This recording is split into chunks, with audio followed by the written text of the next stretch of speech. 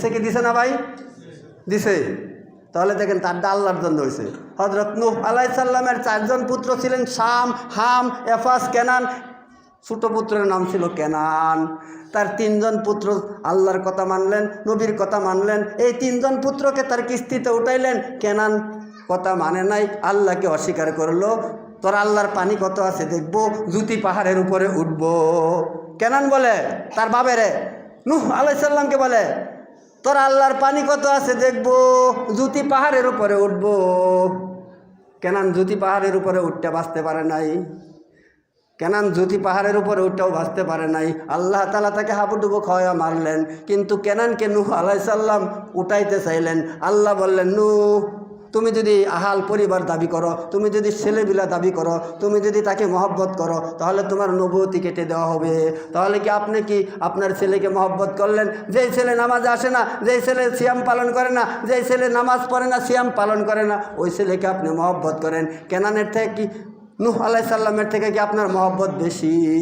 নূহ আলাইহিস সালামের 4 জন পুত্র ছোট পুত্রকে হাবুডুবু খাওয়া তার চোখের সামনে মরল, মায়া করলেন না, দয়া করলেন না। কিন্তু আপনার ছেলেকে আপনি মায়া করেন, দয়া করেন। আপনার ছেলের জন্য আপনি নিজেও জান দিতে পারেন, কিন্তু ছেলেকে আপনি মহব্বত করলেন, কিন্তু সালাতের জন্য ধাবিত করার জন্য আপনি ভয় দেখাইলেন না, আপনি তাকে ধমক দিলেন না। আপনি তাকে কিয়ামতের দিন ওই ছেলে আপনার বিপক্ষে দাঁড়াইবে। আল্লাহ তাআলা তার কালামে ইরশাদ করেন, ইয়াউমা ইয়াফিরুল মারউ মিন আখি ওয়া উম্মি ওয়া সাহিবাতিহি ওয়া বানি লিকুল্লি ইমরিইম মিনহুম ইয়াউমাইযিন শানুন ইউগনি। এই আয়াতে আল্লাহ তাআলা ইরশাদ করলেন, ওই দিন পিতামাতাকে দেখে ছেলে পলাইতে থাকবো, আর ছেলে মেয়েকে দেখে পিতামাতা পলাইতে থাকবো। একটা নেকির জন্য যদি তার পিতার কাছে যায়, পিতা অস্বীকার করব, তুমি কি আমি চিনি না? আপনি আজকে কত মহব্বত করলেন আপনার স্ত্রীকে, আপনি আজকে কত মহব্বত করলেন আপনার স্ত্রীকে, না খাওয়াইলেন। কিন্তু আপনার প্রেমিকাকে আপনি এত মহব্বত করলেন, সেই প্রেমিকা কিয়ামতের দিন আপনাকে অপরিচয় দিবে, আপনাকে চিনি না বলবে। আল্লাহ তাআলা তার কালামে ইরশাদ করছেন, ইয়াউমা ইয়াফিরুল মারউ মিন আখি। আপনি আপনার ভাইয়ের কাছে যাইবেন। আপনার ভাই আপনি অসুস্থ হইলে জায়গা জমি বিক্রি করে মেডিকেল নিয়ে আপনাকে চিকিৎসা করলো, কত কষ্ট করলো, আপনার ভাই আপনার জন্য কানলো, সারা রাত জাগলো। আপনার ভাই দুনিয়াতে আপনাকে কত মহব্বত করলো। সেই ভাই আপনি পরকালে যাওয়ার পর একটা নেকির জন্য যাইবেন, সেই ভাই আপনাকে অস্বীকার করবে, ভাই তোমাকে আমি চিনি না, তুমি আমার ভাই না।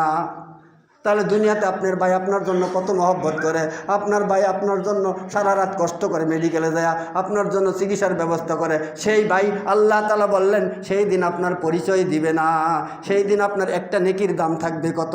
কিন্তু আজকে একটা নেকির জন্য আপনি পেরেশানি না। দুনিয়াতে একজন মানুষ স্কুল কলেজে যারা লেখাপড়া করে 32 পাইলে কী হয় আর 33 পাইলে কী হয় তারা বুঝে।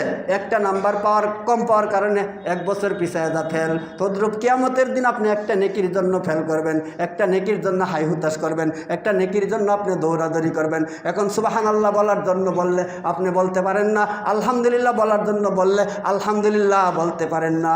কিন্তু গোল কইতে আপনার অসুবিধা হয় না, গোল কইতে আপনার অলসতা আসে না।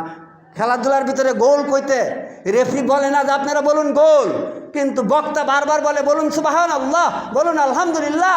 কিন্তু এটা বলার পর বলে না, একজন মুমিন যদি একবার বলে আলহামদুলিল্লাহ, ওই মুমিন বান্দার জন্য আল্লাহ তাআলা জান্নাতের 8টি দরজা খুলিয়ে দেয়।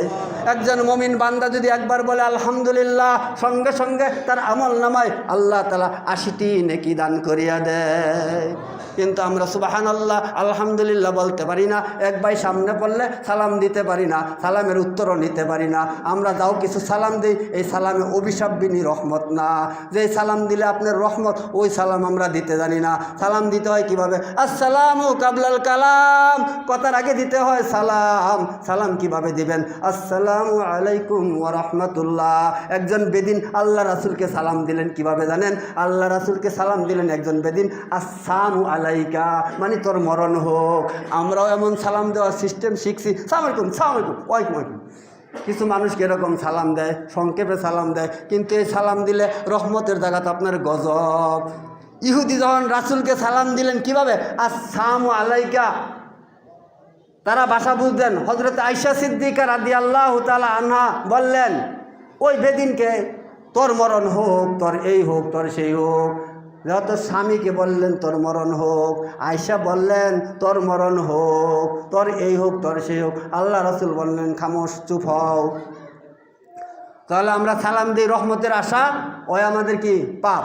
আমরা আইসি কোরআন হাদিস শোনার জন্য, সওয়াবের জন্য, আমাদের সওয়াব হয় না আর পাপ হয়। যারা আমরা গন্ডগোল করি, নিজেরাও আরেকজনের গন্ডগোল করি, এরকম গন্ডগোল যারা করে তাদের পাপ হয়। আর যারা কোরআন হাদিস মনোযোগ দিয়ে শুনে মহব্বতের নিয়তে শুনে, তাদেরকে আল্লাহ তাআলা নেকি দান করে। কিন্তু আমরা নেকির আশায় আসলাম, আমরা কিন্তু ইমানের সহিত মসজিদে ঢুকলাম, আমরা অনেকে ইমান হারা হয়ে যাই। অজু ভাঙ্গা গেলে আবার নতুন করে অজু করি, কিন্তু ইমান ভাঙ্গা গেলে আমরা নতুন করে ইমান আনি না।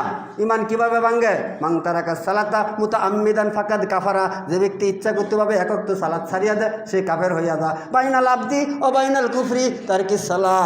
বান্দা এবং কাফের মধ্যে পার্থক্যই সালাত। আল্লাহ তাআলা আপনাকে আমাকে আল্লাহর হুকুম মানার, নবীর তরিকায় চলার তৌফিক দান করুক। সকলে বলে